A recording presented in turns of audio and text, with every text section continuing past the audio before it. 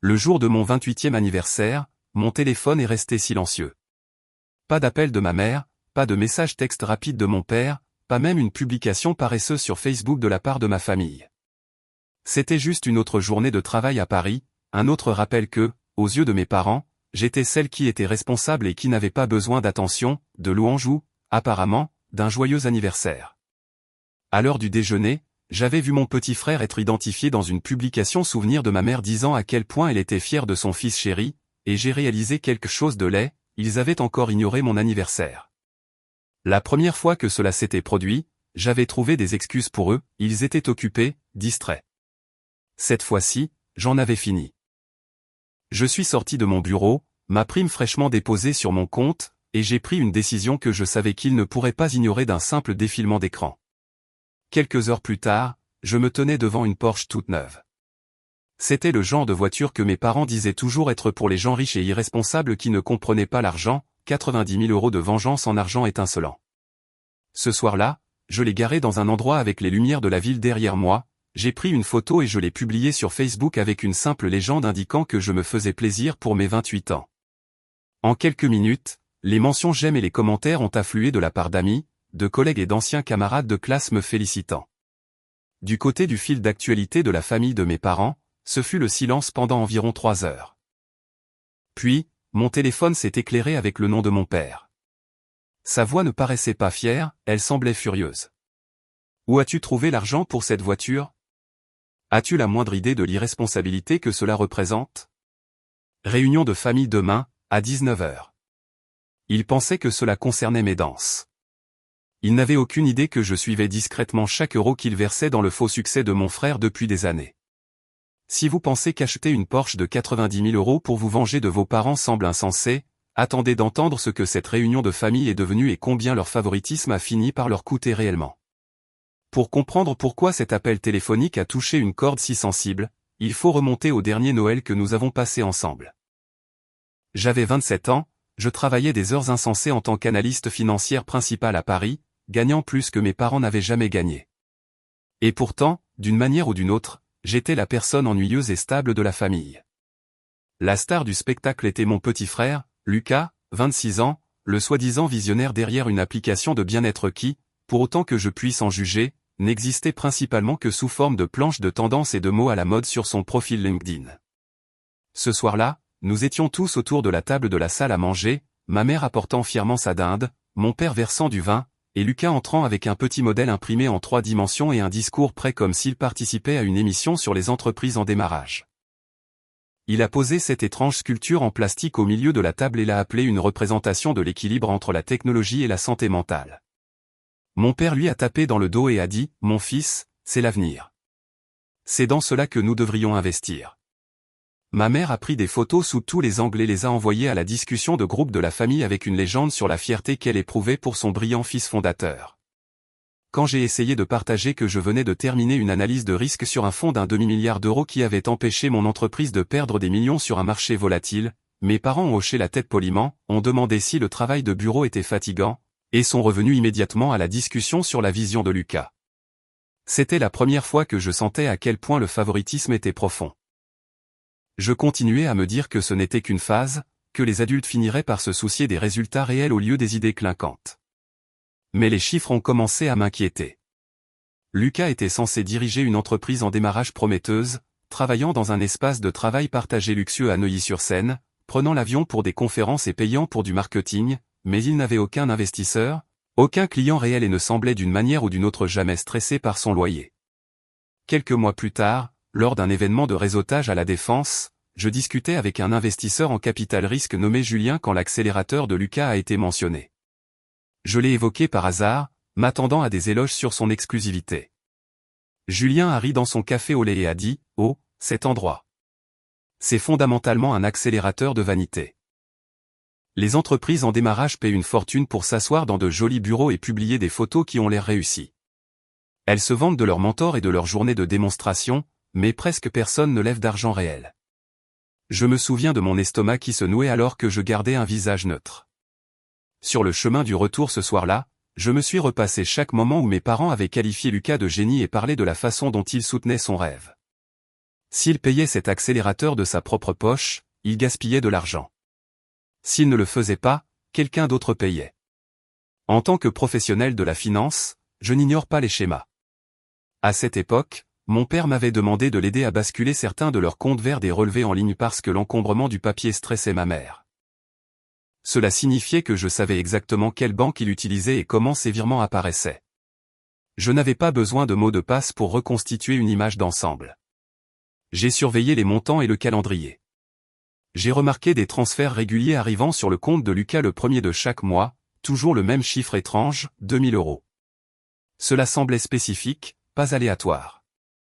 J'ai construit une feuille de calcul, parce que bien sûr, je l'ai fait.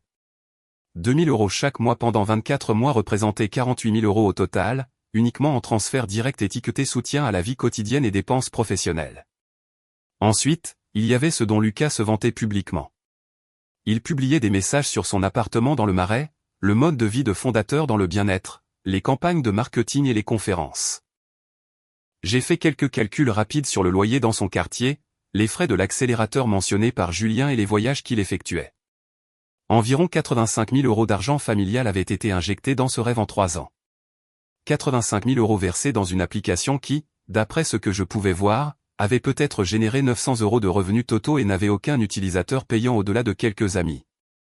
Pendant ce temps, 2 ans plus tôt, quand j'avais demandé à emprunter 18 000 € pour un apport personnel sur un petit appartement à Montreuil, mes parents m'avaient dit qu'il serait préférable pour mon caractère que je le fasse seul. Ils disaient que j'étais la personne responsable, que je n'avais pas besoin d'aide.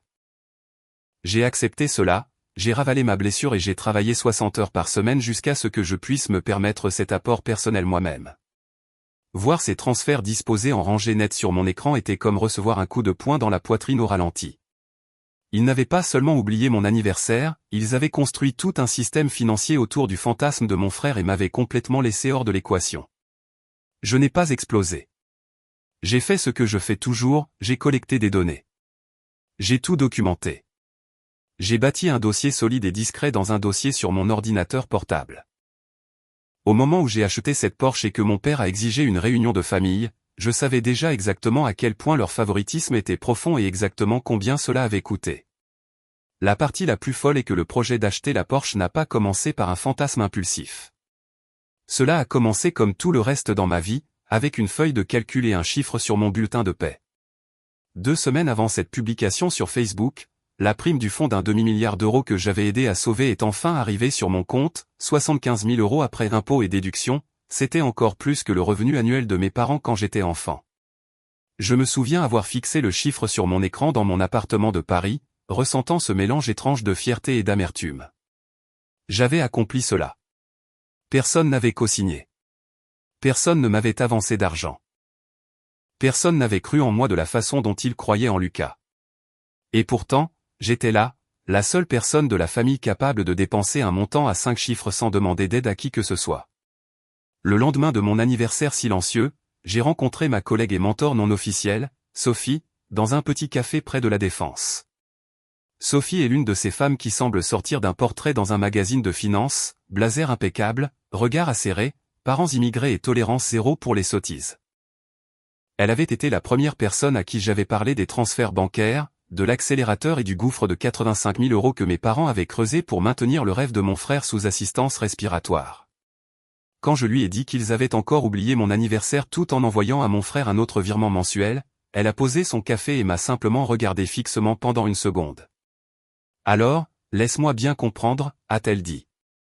Ils ont refusé de te prêter 18 000 € pour un actif réel, mais ont envoyé plus de 85 000 € pour subventionner un faux style de vie de fondateur et un accélérateur de vanité. Et maintenant, ils sont furieux que tu aies acheté une voiture avec ta propre prime? Quand elle l'a présenté ainsi, cela semblait insensé. J'ai ri, mais c'était ce genre de rire serré et colérique qui ne fait pas de bien. Je ne veux pas juste leur hurler dessus, ai-je dit. Hurler ne fonctionne jamais. Il me traite simplement de dramatique et retourne à son adoration. Je veux qu'il le voie réellement. Sophie a hoché la tête lentement, comme si elle pesait un compromis. Alors assure-toi qu'ils ne puissent pas t'ignorer. Quelque chose de visible, quelque chose qu'ils ne peuvent pas expliquer par la chance ou la coïncidence. Elle s'est penchée en avant. Tu sais ce que les gens riches et irresponsables qui ne comprennent pas l'argent achètent, selon tes parents? Une Porsche. Le mot a atterri dans ma poitrine comme un défi. C'était stupide, symbolique et complètement logique en même temps. Nous avons consulté quelques applications de concessionnaires, vérifié mon crédit et fait défiler les chiffres comme si nous modélisions un nouveau portefeuille. Je pouvais rembourser mon petit prêt automobile actuel, verser 60 000 € d'apport, financer le reste à un taux bas, et mes mensualités resteraient confortables par rapport à mon salaire. Ce serait une démonstration de force, mais pas une décision imprudente.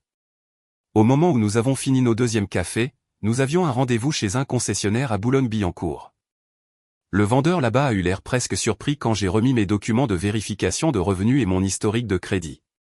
Il n'arrêtait pas de regarder alternativement les chiffres et moi, comme s'il essayait de concilier le stéréotype de la Porsche avec la femme devant lui qui avait un classeur rempli de questions sur les valeurs résiduelles et les taux d'intérêt. Quand il m'a demandé ce qui m'avait amené, j'ai souri et j'ai dit, ma famille pense que seuls les fantasmes de mon frère méritent qu'on y investisse. J'ai décidé qu'il était temps d'investir un peu d'argent dans ma propre réalité. La Porsche Macan S qu'ils m'ont montré était ridicule de la meilleure façon possible, couleur argent métallisé, un intérieur en cuir qui sentait encore l'usine, 400 chevaux, et un passage de 0 à 100 km/h en 4 secondes. J'ai passé mes mains sur le volant et j'ai senti quelque chose s'apaiser en moi. J'ai versé 60 000 € d'apport sur le champ, structuré le reste avec un prêt à faible taux d'intérêt, et j'ai regardé le vendeur essayer de ne pas paraître trop impressionné pendant que je signais. Pendant que je terminais les papiers, Sophie était sur son ordinateur portable dans la zone d'attente, creusant davantage le dossier de l'accélérateur de Lucas. Elle a trouvé des plaintes sur des forums obscurs provenant d'autres fondateurs, des rumeurs sur des frais agressifs, des promesses trompeuses et des refus de remboursement. Au moment où j'ai quitté le stationnement, elle avait rédigé l'ébauche d'une plainte formelle auprès du procureur de la République et de la Direction générale de la concurrence, de la consommation et de la répression des fraudes.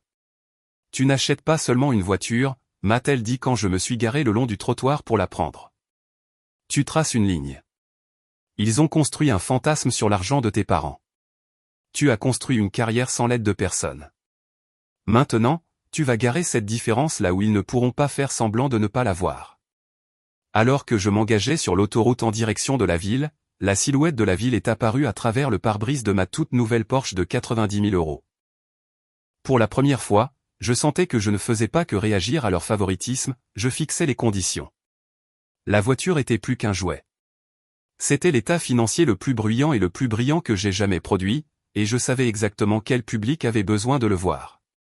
Sophie et moi avons choisi la place du Trocadéro pour les photos parce que c'était Paris en une seule image, la tour Eiffel, les jardins et l'horizon s'étendant derrière nous comme un économiseur d'écran de la vie que j'avais bâti sans aucune aide familiale.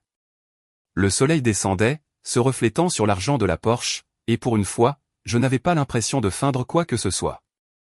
J'ai garé la Macan selon un angle qui rendait l'emblème impossible à manquer, je suis sorti dans mes vêtements de travail et je me suis appuyé contre le capot pendant que Sophie reculait avec mon téléphone. Le menton un peu plus haut, a-t-elle dit. Tu as fait cela. Laisse-le paraître. Nous avons pris une douzaine de clichés, certains sérieux, d'autres en riant, et un où je regardais droit vers l'appareil avec cette expression calme de je sais exactement ce que je fais qui ne ressemblait pas à une pose. C'était celle que j'ai mise sur l'écran. Cela ressemblait à une publicité pour une voiture de luxe, sauf que le modèle était une fille de la finance fatiguée qui avait passé des années à être traitée comme un bruit de fond dans sa propre famille. J'ai ouvert Facebook parce que c'était là que mes parents vivaient réellement en ligne. Instagram semblait trop jeune pour eux. J'ai commencé à taper une légende, j'ai effacé 3 fois, puis j'ai opté pour la vérité sans drame, joyeux 28e anniversaire à moi-même, et j'écris. J'ai clôturé un fonds majeur au travail ce trimestre et j'ai utilisé ma prime pour m'acheter la voiture dont je rêvais depuis des années. Pas de parrain, pas d'investisseur, juste beaucoup de nuits tardives et de feuilles de calcul. J'ai cliqué sur publier. Pendant un instant, rien ne s'est passé. Puis les notifications ont commencé. D'anciens amis d'université, des collègues et même mon ancien patron de mon premier emploi se sont tous manifestés dans les commentaires. Fier de toi. C'est à cela que ressemble le travail acharné. Cette voiture est magnifique. Un collègue de mon département a plaisanté sur le fait d'avoir besoin qu'on le dépose au bureau maintenant. J'ai souri à l'écran, pensant à quel point il était étrange que les gens qui voyaient réellement mes efforts chaque jour me célèbrent plus que les gens qui m'avaient élevé. J'ai vérifié la liste des spectateurs. Ma mère avait vu la publication. Mon père aussi. Pas de mention j'aime, pas de commentaire, pas d'appel. Sophie a jeté un coup d'œil par-dessus mon épaule. Donne-leur du temps, a-t-elle dit sèchement. Ils sont probablement en train de faire les calculs.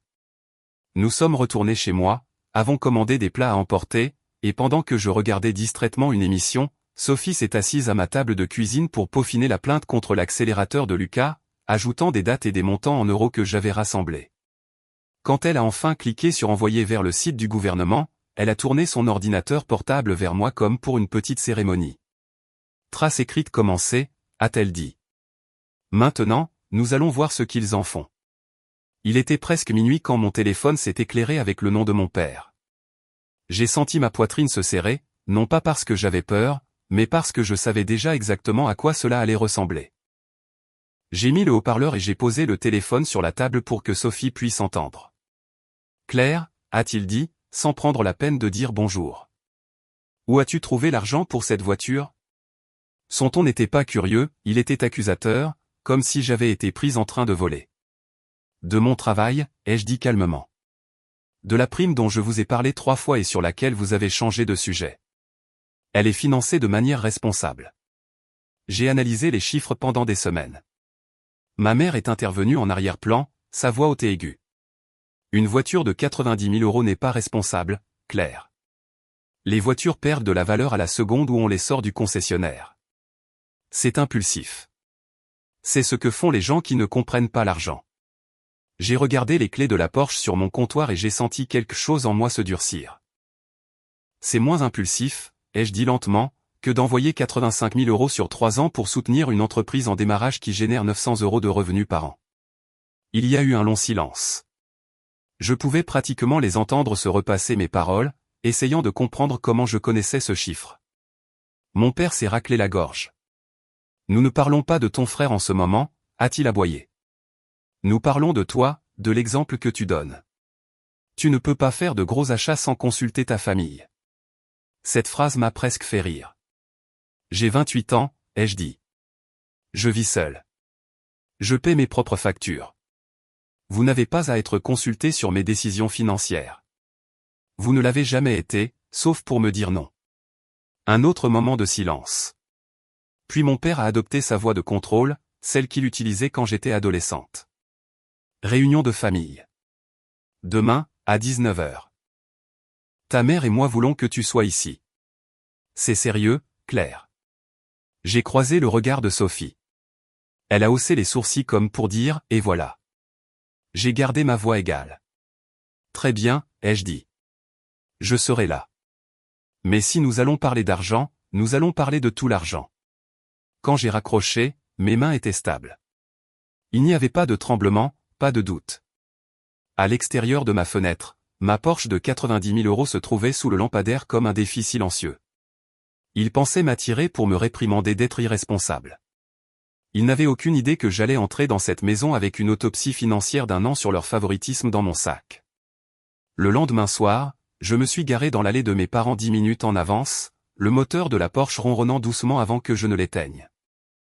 Leur maison à Versailles paraissait exactement la même que durant toute ma vie, une pelouse soignée, une couronne sur la porte, le genre d'endroit que les gens montrent du doigt en disant « cela ressemble à une famille agréable et stable ».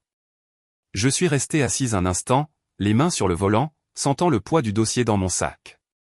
Des chiffres, des transferts, des captures d'écran, une impression de ma feuille de calcul, des faits, des preuves.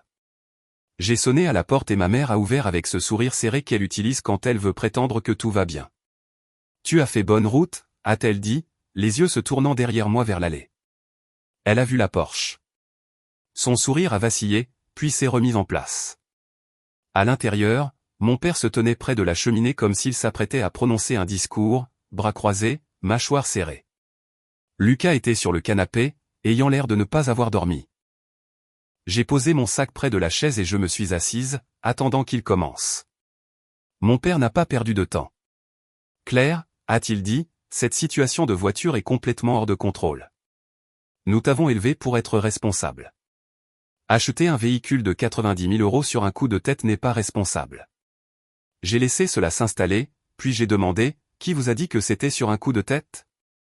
Je lui ai montré le dossier. J'ai fait des recherches sur cet achat pendant des mois. J'ai simulé des scénarios. J'ai vérifié les courbes de dépréciation. J'ai comparé les taux d'intérêt.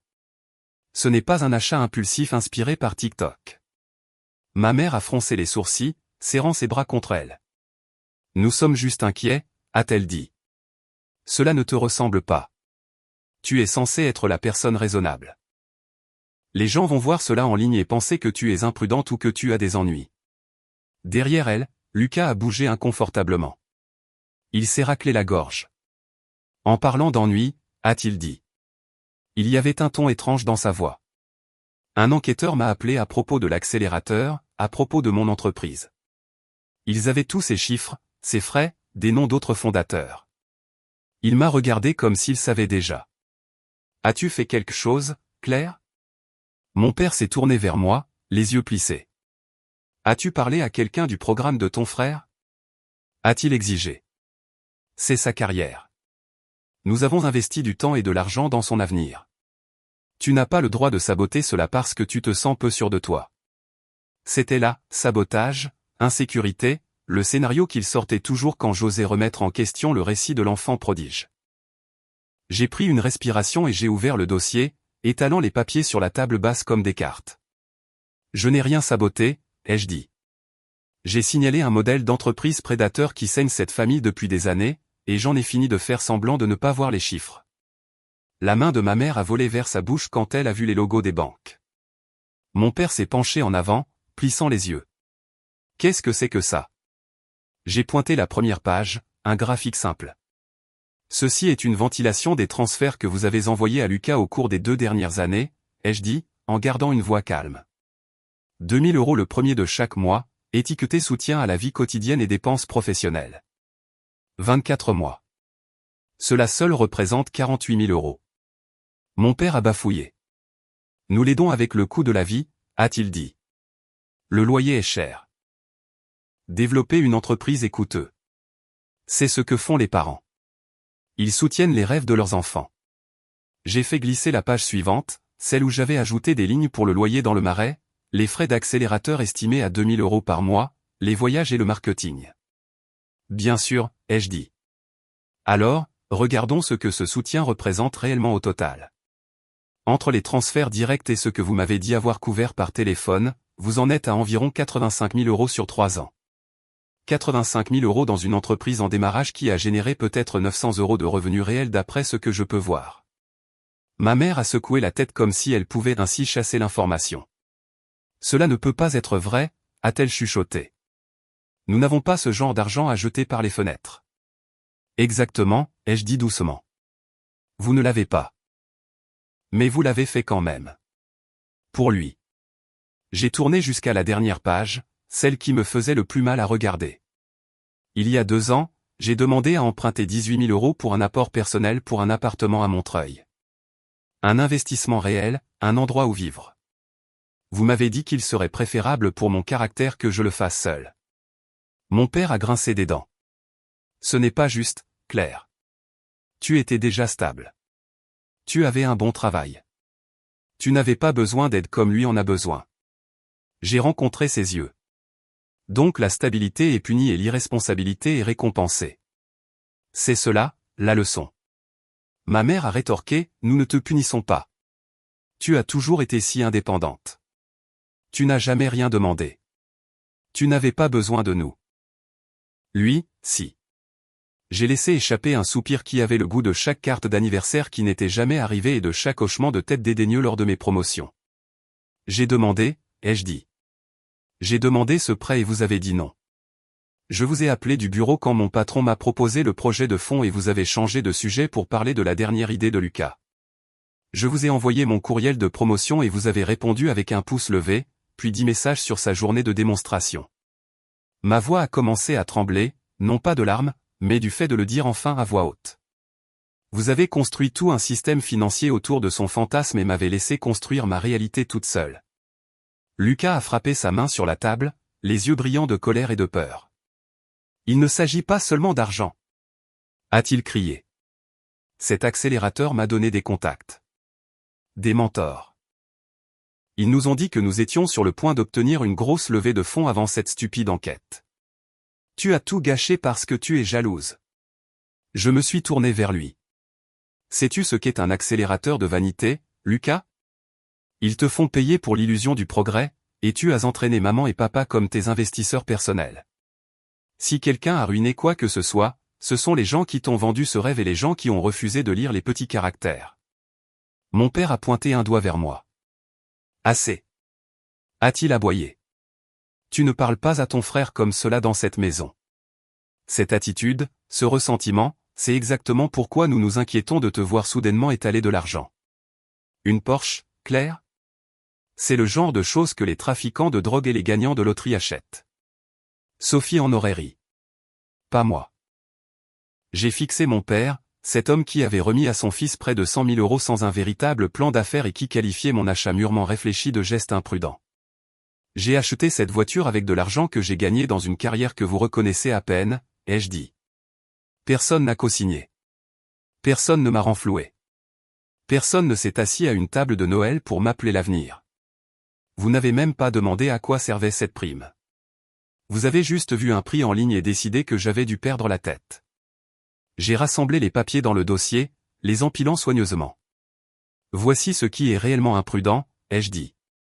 Envoyer 85 000 € à une entreprise en démarrage non rentable tout en disant à votre fille qu'elle doit s'endurcir et tout faire par elle-même. Ignorer chaque réussite qu'elle obtient parce qu'elle ne correspond pas à votre histoire préférée. Parier les économies de la famille sur un accélérateur qui fait maintenant l'objet d'une enquête pour fraude. La pièce est devenue très silencieuse. Ma mère s'est affalée sur le canapé. Lucas avait l'air d'être sur le point de vomir. Mon père a ouvert la bouche, puis l'a refermée, de la manière dont on le fait quand la réalité des chiffres finit par frapper. J'ai mis mon sac sur mon épaule et je me suis levé. Vous vouliez parler d'argent, ai-je dit. Nous l'avons fait. Maintenant, vous savez exactement combien votre favoritisme vous coûte. Je ne suis pas ici pour vous demander de réparer les choses. J'ai déjà appris à survivre sans votre soutien. Je suis ici pour vous dire qu'à partir de maintenant, j'en ai fini de payer le prix émotionnel pour les décisions que vous avez prises. J'ai marché vers la porte, la voix de ma mère se faisant petite derrière moi. Claire, attends. Nous pouvons en parler. Nous ne savions pas. Je me suis arrêté juste assez longtemps pour dire, vous ne vouliez pas savoir. Il y a une différence. Puis je suis sorti dans l'air frais de la nuit.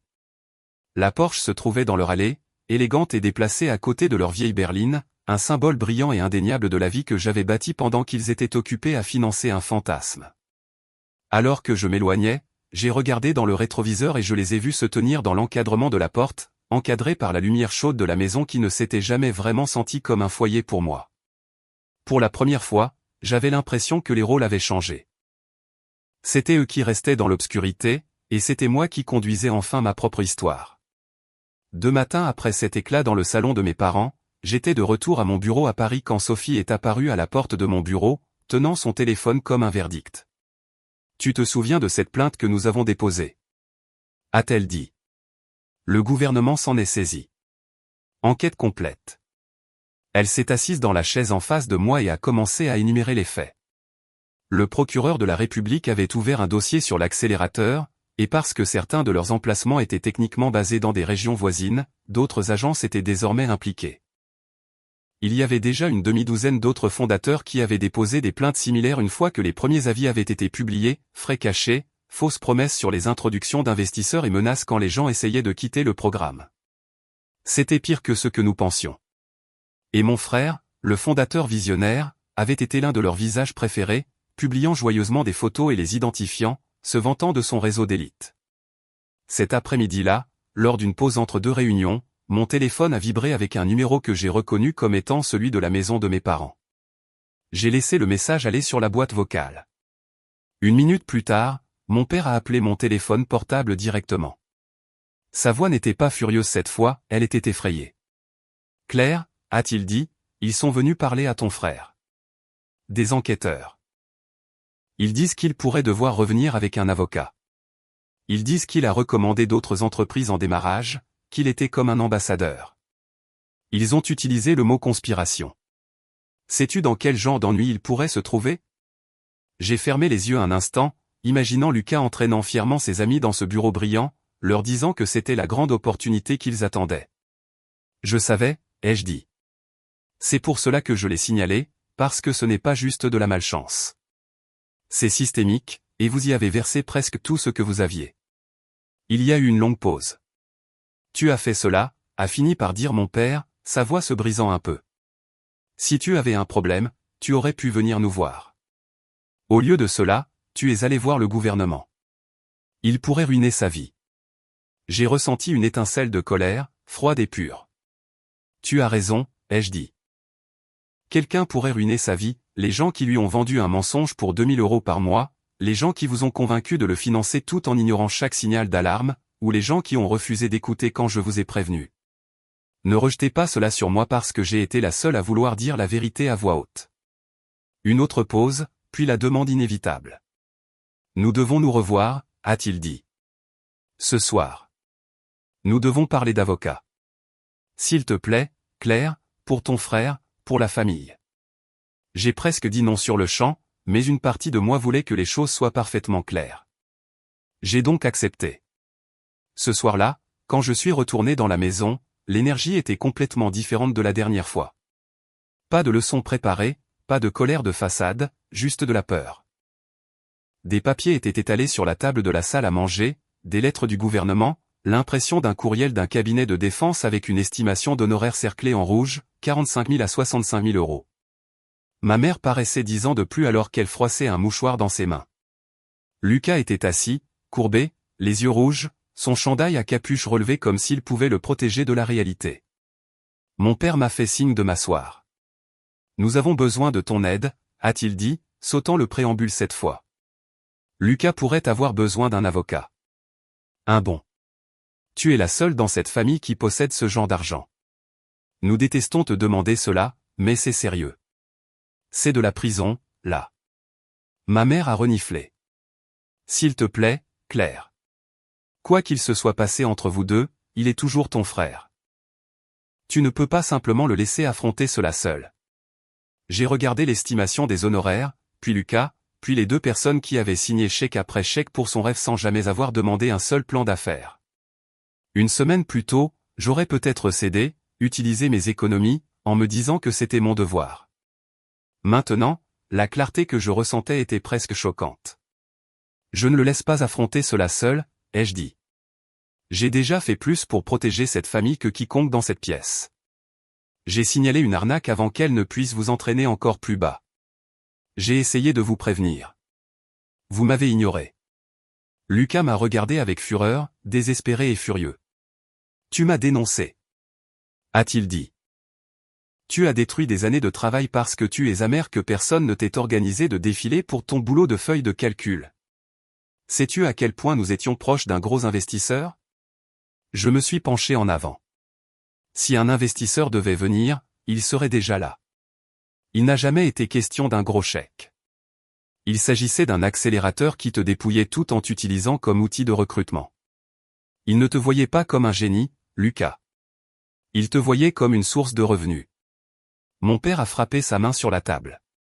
Assez de reproches. A-t-il aboyé? La réalité est qu'il a besoin d'un avocat. Nous avons besoin d'argent. Nous te le demandons en tant que parent pour aider ta famille. Tu as acheté une voiture de 90 000 €. Tu as clairement de l'argent. Tu peux faire cela. Ma poitrine s'est serrée devant la façon dont il présentait la chose, comme si ma réussite existait principalement en tant que filet de sécurité pour leur mauvais pari. J'ai secoué la tête lentement. J'ai travaillé pour cette voiture, ai-je dit. Chaque euro. J'ai aussi travaillé pour les économies que j'ai pour mon avenir, pour un meilleur endroit où vivre, pour ma retraite. Je ne vais pas vider cela pour éponger une situation que vous avez créée en refusant de remettre en question un conte de fées. Ma mère a chuchoté, comment peux-tu être si froide, Claire? C'est ton frère. J'ai pensé à chaque fois que j'avais été traité de froide pour avoir fixé des limites, à chaque fois que mon calme les avait rendus plus mal à l'aise que mes larmes ne l'auraient fait. Je ne suis pas froide, ai-je dit doucement. J'en ai enfin fini de m'immoler pour garder cette famille au chaud. Vous avez choisi de parier sur une image. Vous avez choisi de lui envoyer de l'argent chaque mois au lieu de m'aider pour un apport personnel qui aurait réellement bâti un patrimoine. Vous avez choisi de m'ignorer quand j'ai souligné les problèmes. Ces choix ont des conséquences. Vous n'avez pas le droit de me transférer la facture maintenant. Lucas s'est affalé en arrière, secouant la tête. Ils vont me ruiner, a-t-il marmonné. Je l'ai regardé, et pendant une seconde, j'ai ressenti une étincelle de sympathie. Pas assez pour tout effacer, mais assez pour dire la vérité. Tu n'es pas ruiné, ai-je dit. Tu es forcé de vivre dans la réalité pour la première fois. Trouve un vrai travail. Paie ton propre loyer. Prends un avocat commis d'office si tu ne peux pas t'en offrir un privé. Apprends quelque chose de tout cela. Mon père s'est levé comme si sa taille pouvait changer mon avis. Alors c'est tout? A-t-il dit. Tu vas simplement nous abandonner? Je me suis levé aussi, ma chaise grinçant doucement contre le parquet. Non, ai-je dit. Je suis parti il y a longtemps. Vous ne l'avez simplement pas remarqué jusqu'à ce que je gare une Porsche dans votre allée. J'ai pris mon sac et j'ai jeté un coup d'œil à la pile de papier sur la table. Vous vouliez qu'il soit traité comme un fondateur adulte, ai-je ajouté. Voici à quoi ressemble l'âge adulte, des actions, des conséquences, de la responsabilité. Alors que je partais, ma mère a commencé à pleurer sérieusement. Mon père a prononcé mon nom une fois, comme une question. Lucas fixait la table. Dehors, l'air paraissait plus frais qu'à mon arrivée. La Porsche a démarré avec un grondement sourd, stable et familier. Partir cette fois-ci n'avait pas l'air d'une fuite, c'était comme la fin d'un test que j'avais passé toute ma vie, un test dont la grille de correction avait enfin été réécrite en ma faveur. 2 ans plus tard, j'ai garé la même Porsche argentée dans une allée différente. Cette fois-ci, c'était devant un bâtiment de verre et d'acier au centre-ville de Paris avec le logo de mon entreprise dessus et mon nouveau titre gravé sur ma carte d'accès, vice-présidente de la stratégie des risques et du portefeuille. La fille dont les exploits étaient autrefois balayés à la table de Noël était maintenant assise dans des salles où les gens écoutaient réellement quand elle parlait. J'avais quitté mon premier appartement à Montreuil pour un endroit qui donnait sur la Seine, payé avec une deuxième prime bien plus importante et des parts de l'entreprise que j'avais négociées moi-même. Pas de co-signataire, pas de ressentiment silencieux, juste du travail et des résultats. L'accélérateur n'a pas survécu à l'enquête. En moins d'1 an après cette première plainte, l'État les a forcés à fermer. Leurs fondateurs ont été accusés de fraude et d'une poignée d'autres choses que je ne prétends pas comprendre pleinement, mais je sais qu'ils ne vendront plus de faux espoirs à qui que ce soit avant longtemps. Les titres de presse étaient petits, enterrés dans la section des affaires, mais j'en ai quand même pris des captures d'écran et je les ai enregistrés dans le même dossier où j'avais gardé ma feuille de calcul originale, un rappel silencieux et personnel que j'avais eu raison de faire confiance à ce que les chiffres me criaient. Lucas n'est pas allé en prison, mais il n'en est pas sorti indemne non plus. Il a accepté une négociation de peine, s'est retrouvé en probation pendant 2 ans, a dû suivre des cours obligatoires d'éducation financière et a eu l'obligation de rembourser une partie de l'argent qu'il avait pris à quelques-uns des autres fondateurs qu'il avait recrutés. Le juge a appelé cela un signal d'alarme. Pour une fois, j'étais d'accord avec une figure d'autorité dans sa vie. Il a quitté le Marais pour un appartement plus petit dans un quartier moins prestigieux de la ville, et pour la première fois depuis l'université, il a trouvé un vrai travail. Pas fondateur, pas visionnaire, pas chef de la direction d'une biographie LinkedIn, juste un designer junior dans une petite agence de marketing apprenant à accepter les critiques, à respecter les échéances et à arriver à l'heure. Quand ma mère parle de lui maintenant, elle n'utilise plus le mot génie. Elle dit des choses comme « il apprend » ou « il a encore beaucoup à grandir ». Mes parents ont également encaissé le coup. Entre les honoraires d'avocat, qui ont fini par s'élever à environ 63 000 €, et l'argent qu'ils avaient déjà injecté dans l'accélérateur des années auparavant, leur calendrier de retraite a été sérieusement retardé. Mon père a pris un travail de consultant à temps partiel. Ma mère a commencé à garder les enfants des voisins l'après-midi pour un peu d'argent supplémentaire. Ils ne se vantent plus de leurs investissements lors des réunions de famille. Quand ils parlent d'argent, il y a une nouvelle prudence dans leur voix qui n'existait pas lorsqu'ils signaient des chèques pour soutenir le rêve de Lucas. Notre relation n'a pas guéri par magie une fois la poussière retombée. Il n'y a pas eu de grandes excuses larmoyantes, pas de moment digne d'un film où tout le monde s'embrasse et où tout redevient normal. Le changement a été plus discret. Ils ont commencé à poser des questions sur mon travail sans bifurquer immédiatement vers mon frère. Ma mère a commencé à m'envoyer des messages pour mon anniversaire avant que Facebook ne le lui rappelle. Mon père, l'homme qui qualifiait autrefois ma voiture de coup d'éclat imprudent, m'a demandé un jour comment j'avais structuré mes comptes de retraite et a écouté ma réponse jusqu'au bout. J'ai pardonné certaines choses lentement et j'ai gardé d'autres cicatrices comme limite. Je vais dîner chez eux une fois par mois. Je pars quand les conversations tournent aux reproches culpabilisants. Je ne propose pas d'argent. Je ne co-signe pas de décision. Je suis polie, parfois même chaleureuse. Mais la partie de moi qui espérait autrefois qu'il me verrait soudainement de la façon dont il voyait Lucas a disparu. Cette partie a été remplacée par quelque chose de plus solide, une sorte de respect de soi que j'aurais aimé trouver plus tôt. S'il y a une leçon dans tout cela, ce n'est pas que vous devriez acheter une voiture de 90 000 € pour vous venger de votre famille, bien que je ne mente pas, garer cette Porsche dans leur allée a été satisfaisant. C'est que le favoritisme n'est pas seulement une question de savoir qui reçoit le plus d'attention au dîner, c'est un schéma de choix qui apprend à un enfant qu'il doit être parfait et invisible et qui apprend à l'autre que les règles ne s'appliquent pas à lui. Cela vous brise tous les deux de différentes manières. J'ai passé des années à croire que le fait d'être la plus forte signifiait que je devais accepter tout ce qui m'était imposé et être reconnaissante de pouvoir le supporter. Il a fallu une feuille de calcul, une enquête et une Porsche pour apprendre qu'être forte peut aussi signifier dire non. Non au paiement des erreurs des autres. Non au fait de s'effacer pour que quelqu'un d'autre puisse se sentir plus grand. Non aux familles qui n'appellent cela de l'amour que lorsque vous êtes utile. Si vous avez déjà été l'enfant invisible, celui sur qui il comptait mais qu'il ne voyait jamais vraiment, j'espère que vous entendrez ceci clairement, vous avez le droit de fixer des limites. Vous avez le droit de vous éloigner des rôles qui vous blessent. Et vous ne devez à personne, pas même à votre famille, une vie entière de labeur émotionnel et financier simplement parce qu'ils ont décidé que votre stabilité vous rendait moins digne de soutien.